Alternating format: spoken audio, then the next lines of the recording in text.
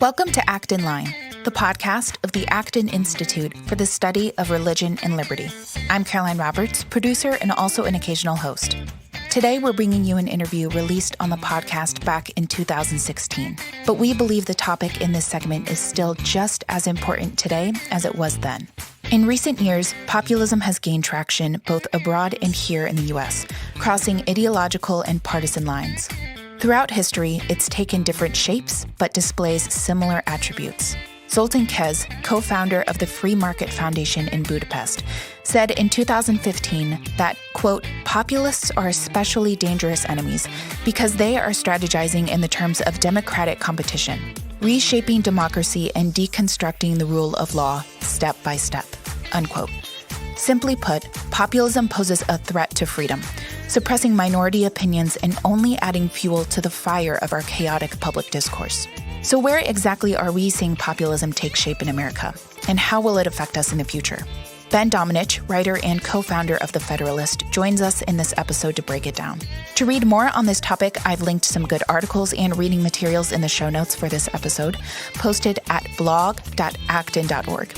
If you like this episode, please leave us a rating and review on iTunes. I'm always checking our reviews because your feedback matters to me.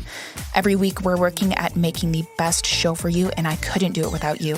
Also, if you ever have suggestions for guests or topics, or you just want to contact our team, you can reach me at actonline@acton.org.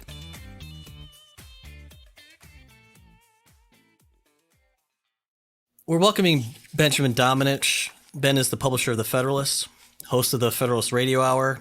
Ben lectured today at the Acton Institute on the topic, The Rise of American Populism, and that audio and video is going to go up on acton.org as it typically does. And Ben was generous enough to take some time to sit down and speak with us today. Ben, I wanted to open up our discussion with a quote from our namesake here at the Acton Institute, Lord Acton. He wrote that liberty is the fruit of a mature civilization. Scarcely a century has passed since nations that knew the meaning of the term resolved to be free. In every age, its progress has been beset by its natural enemies, by ignorance and superstition, by lust of conquest and by love of ease, and by the strong man's craving for power and the poor man's craving for food. I thought of that quote today. A friend of mine had just posted it up on social media, and those last phrases really resonated. The strong man's craving for power and the poor man's craving for food.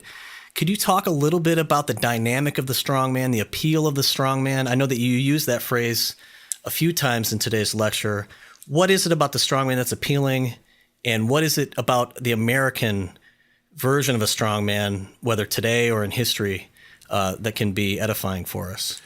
You know, Jordan, that's a wonderful quote, and it really does describe what animates so much of our politics today. It seems to me that the American version of the strongman has a couple of qualities that you don't always see in other countries or in other polities. And I think that what you see within the American experience is that we go through these ebbs and flows of American populism. But one of the things that stands out about the people who are often at the head of these waves is they are people who reject the approach of the elites in many different ways. They don't just reject the authority of the elites when it comes to knowledge and academia and those types of things. They don't just reject the elites when it comes to their tastes, but they also reject the elites when it comes to giving them any respect for the position that they occupy.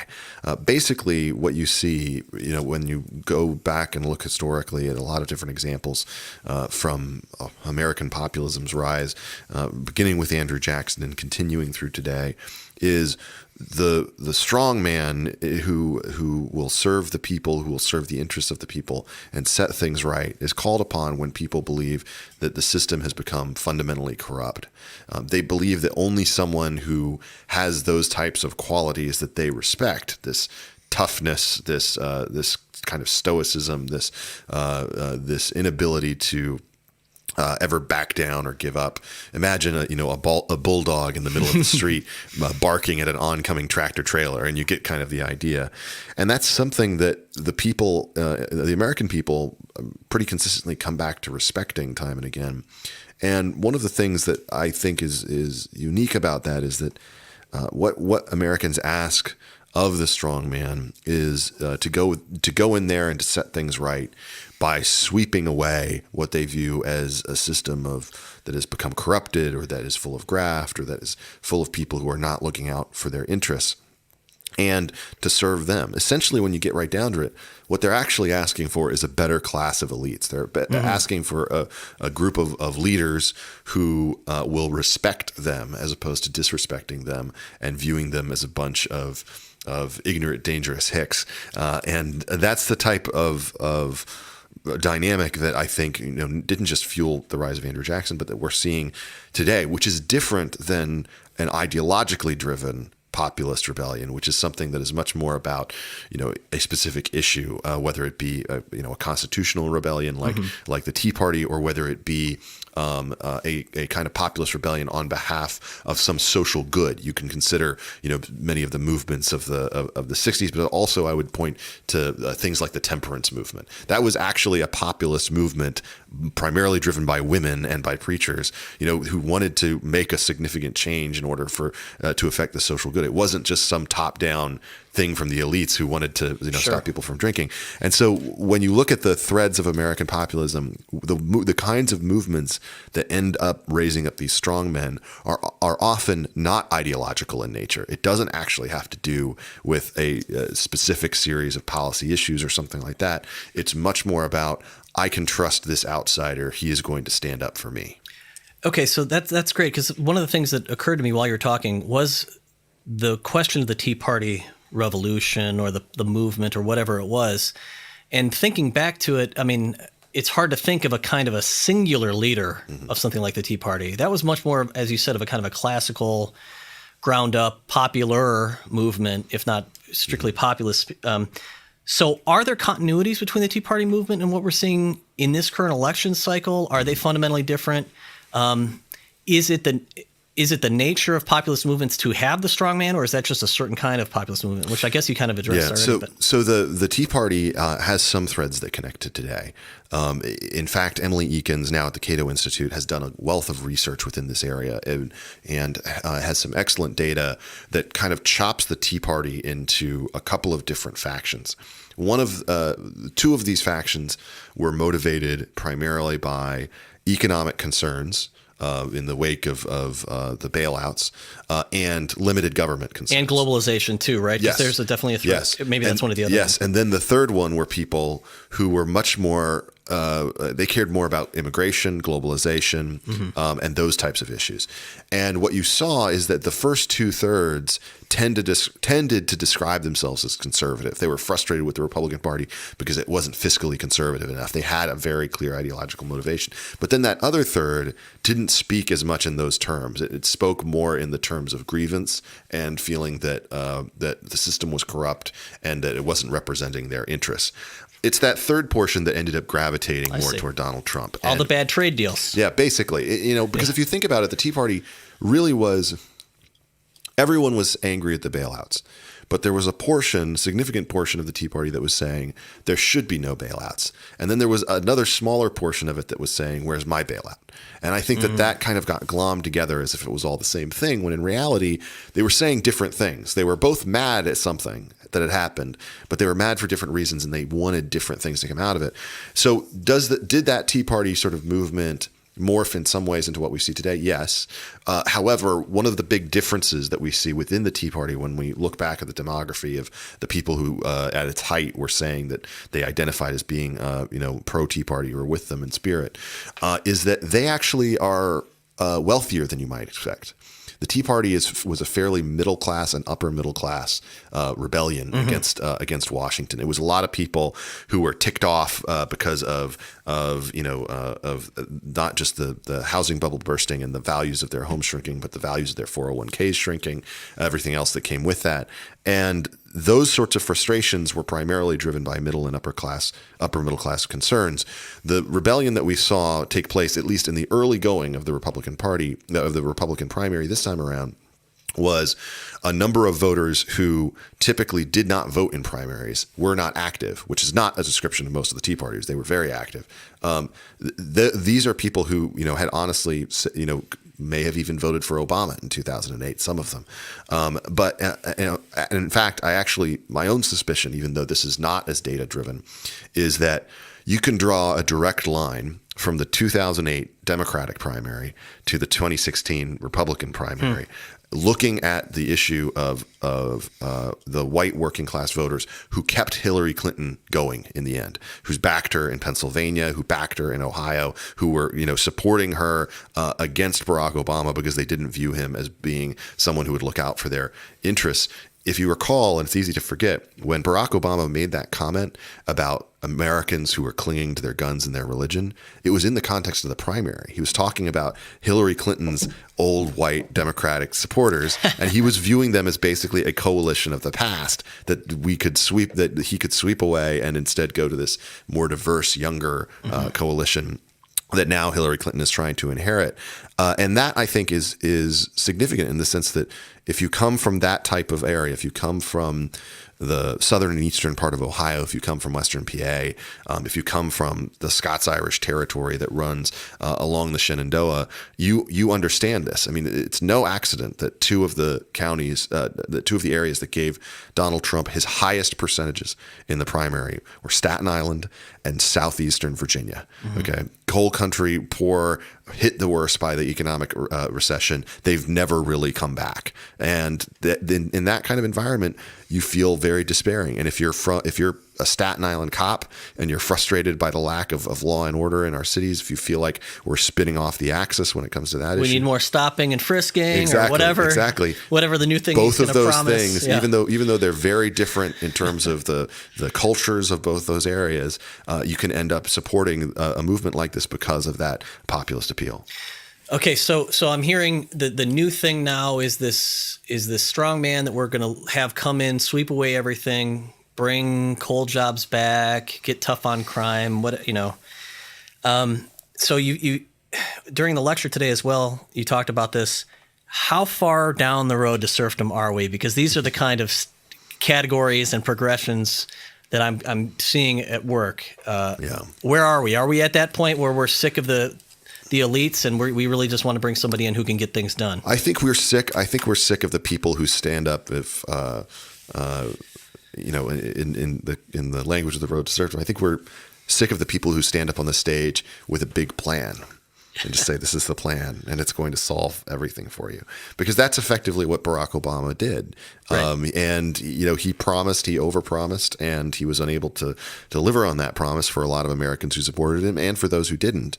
And I think that the upshot of that is that now people are much more vulnerable to an appeal that is far more authoritarian in nature about getting things done. Certainly less technical, right? Certainly not technocratic. But here's the positive thing about it, I think, is, and I said this, or I noted this in the lecture, is it's positive to see that there are so many people who still view politics as a legitimate way to air these grievances and to try to have an impact. And what's actually encouraging to me about this is that President Obama's strategy in approaching the working class Americans really didn't leave them satisfied. This is all this "what's the matter with Kansas" stuff that liberal America has been talking about for decades, which is, why don't these poor white people vote for Democrats? Because our economic policies, we believe, are going to be more generous. They're voting against their material interests, yes. Right? This is because that's all that drives people to vote, of course, is their material interests. Exactly. Now, of course, what that leaves out is that they vote that way for different reasons, often religious reasons or social reasons, or because they care about things other than just what's being shoved in their pocketbooks. And I think that the real thing to take away from this in a positive sense is that people aren't happy with that agenda. That agenda has not left them satisfied. They are not doing backflips over Obamacare. It was interesting to me to see the befuddled reaction when in the last year in the election for the Kentucky governorship, where you had a contest where the Kentucky their approach to implementing Obamacare had actually been very successful when it came to signing people up for Medicaid. It was their exchange worked better than most of the other states. It didn't have some of the same problems. And so the upshot was that a lot more people got Obamacare in Kentucky than they had originally thought were going to get it. And yet some of the counties where you saw the highest increase in people signing up for Medicaid also were the strongest in voting for a candidate in Matt Bevin for governor who promised to get rid of the program. And so this was something that stunned a lot of Democratic politicians. Why are they voting against their self-interest? Well, because Medicaid isn't leaving them satisfied. It isn't making them happier. Maybe they feel a little bit more secure, regarding their health, but they don't really view it as an answer, and they don't think of it as something that is a sufficient replacement for the pursuit of happiness. And I think that is a sign that this approach from the left has failed to win over those voters. They're still looking for something better. Okay, so this also plays again into something that you talked about in the lecture, where you've got this kind of a model of a younger white working class males who have, in historic numbers, opted out of the workforce or been involuntarily left out of the workforce. They've got their $1,200 a month in whatever form of government assistance is coming in. It's enough, again, to self-medicate and do all these kinds of things. It's enough to address, in Acton's formulation, the poor man's craving for food. Mm-hmm. But what I'm hearing is it's not enough. And this is not just what's driving people. It's not just the poor man's craving for material sustenance or material provision. Some of the guiding lights of the Acton Institute are figures like Alexander Solzhenitsyn and Abraham Kuyper and Leo XIII at the end of the 19th century, who were dealing with some similar sorts of revolutionary dynamics, upheavals, and great inequalities and angst. And where all of these kinds of figures start is that there's a spiritual hunger, a need for spiritual food that is at the root of all of these social issues. To what extent do you think that's true? And how is that reflected in our cultural challenges today, the lack of trust in institutions and the mediating institutions, which you spent a lot of time, rightly so, emphasizing in the lecture today? It seems to me that this really strikes at the core of how bad things have gotten for many Americans, because the conversation that we have about religion in this country is really colored by an upper class of people who still interact with the faith, who still have some kind of religious element to their lives, or who have no need for it because of other things that fill their time or that they find fulfillment in.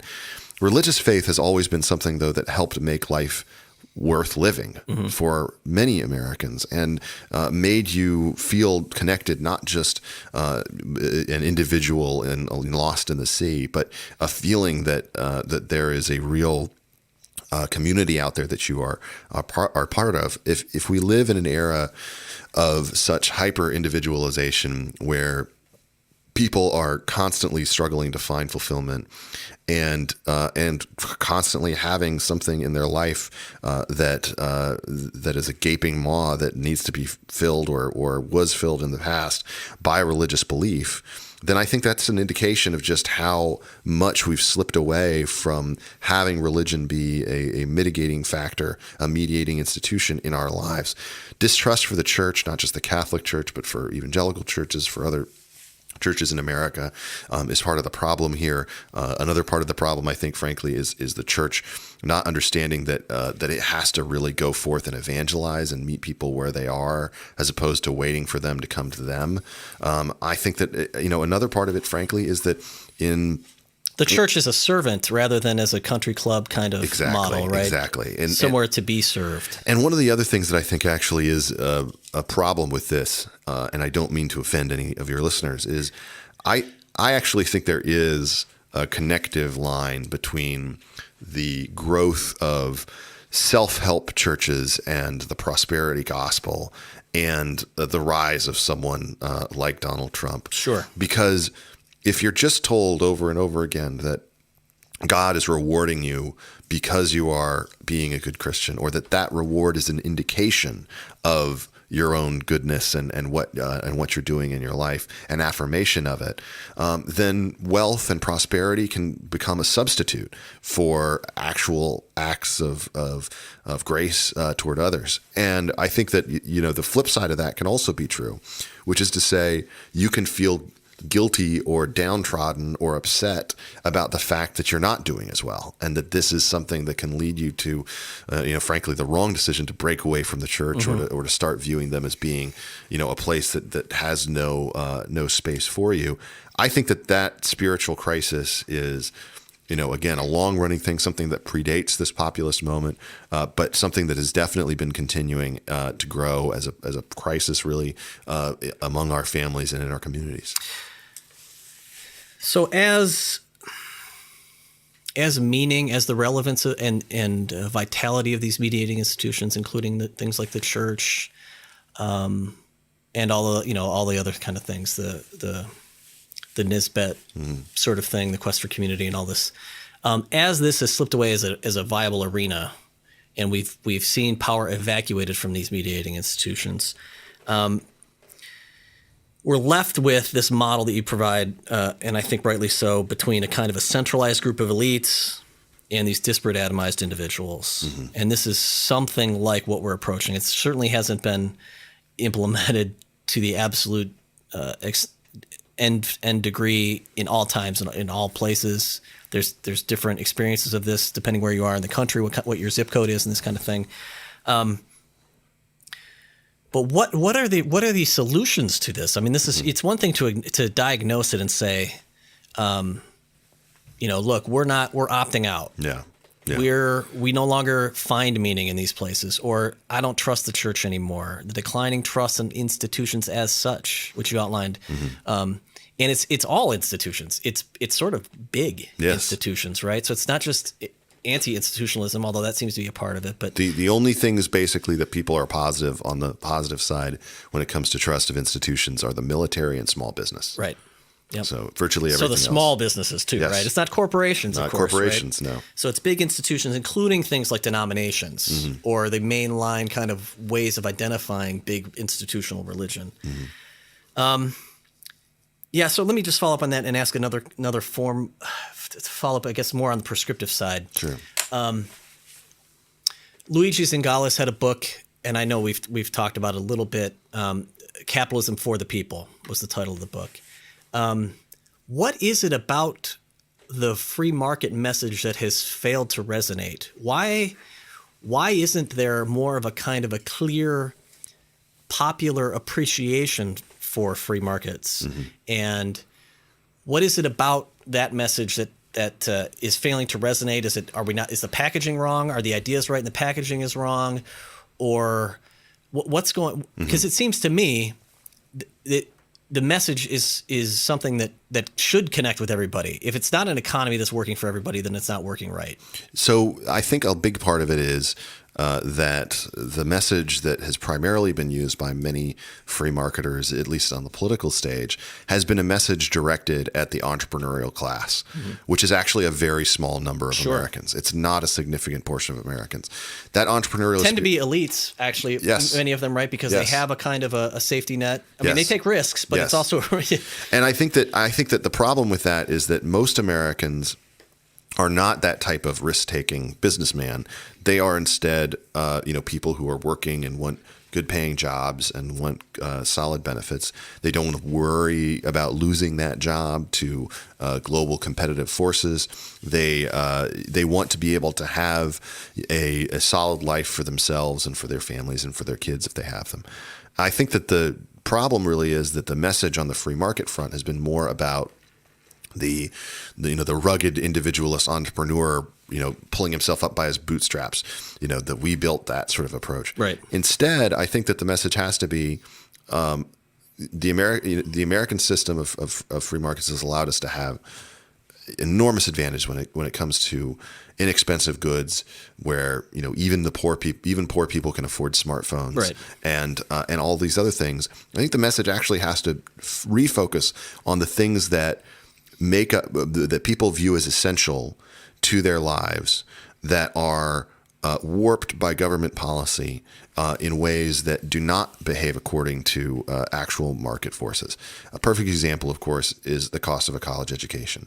If you're a parent today, even if you didn't go to college, you want your kids to go to college, presumably. Right. And you're daunted by the idea that, oh my gosh, how am I ever going to be able to afford this? Well, colleges have been insulated for far too long by our current system of policy against the type of market forces that would force them to offer cheaper products and offer educational experiences that actually have an outcome that is likely to get people a job. Breaking up that system in a way that would break up the higher ed monopoly on the kind of cartel that they have when it comes to accreditation, allowing for more courses to be accredited within the corporate environment, allowing for more training and apprenticeship programs, allowing for more innovation, basically. Yes. The very thing that you don't find in higher ed. So think about the things that people are most worried about when it comes to, if you want to have a successful middle class life, working in a job where you are making a median income or close to it. The things that are daunting to you are the costs, continuing rising costs of college for your kids, healthcare for your family, housing for yourself. And all of these are areas where government policy has an enormous warping effect. And those are the types of things that I think we ought to get we ought to be more focused on. Right now, energy prices are not a problem for people, but I think that one of the interesting things that happens when you talk about a lot of the different pocketbook issues is that there's a real gap between the way that the economist at a think tank in DC looks at things and that people practically look at things for their lives. They view the rising costs of a lot of these goods as things that prevent them from having any hope that their kids will have a life that's better than their own, or that their grandkids will have a life that was better than theirs. And I think that's a lot more about these areas where the free market, voices for free markets should be targeting areas where government has had an incredibly warping, anti-competitive, anti-innovation effect in a way that has hurt Americans and has added costs to them. We can't just get into this back and forth with the left where they're just saying we'll just throw more money at the problem. We have to say we need to break these systems open. We need to have more competition, and we need to get back to healthcare systems, colleges, and a housing market that serves the priorities of our citizens, as opposed to responding to the whims of Wall Street or the whims of investors or the whims of certainly college administrators. We need an economy that works not just for Wall Street but all streets. Speaking of breaking the system open, I'm going to bring our conversation to a close. And thanks again, Ben, for joining us today with a question about the political expression of populist movements, whether it's the one today or historically. What hope is there for this rebellious spine that you identified in the lecture as a constitutive of the American people? What hope is there in this rebellious spine of the American people, and how should that hope come to expression? Please give me a message of optimism that we can somehow smash this intolerable duopoly we have in our political system. What is there, a third party hope? What is there? I mean, what should we hope for politically, even realizing that that's not the main vehicle of our... Well, first off, I just have to say, I think politics is downstream from culture. And I think the most important aspect of this populist rebellion is actually not its political ramifications so much as it is what comes next within the culture and within how people either alter their behavior, change the way they live their lives, who find help, get treatment, collaborate with others to solve the problems in their communities. I think that's the most important thing. But when it comes to the political aspect of it, I think that the real danger coming out of this election is that all of the pieces are in place for no one to learn anything. And the reason for that is that after this, everyone is incentivized to retreat to their corners, to blame it on whoever their typical blame target is, whether it be conservative media or the establishment or reality TV or what have you, and say, okay, well, that was a black swan event. Let's move on.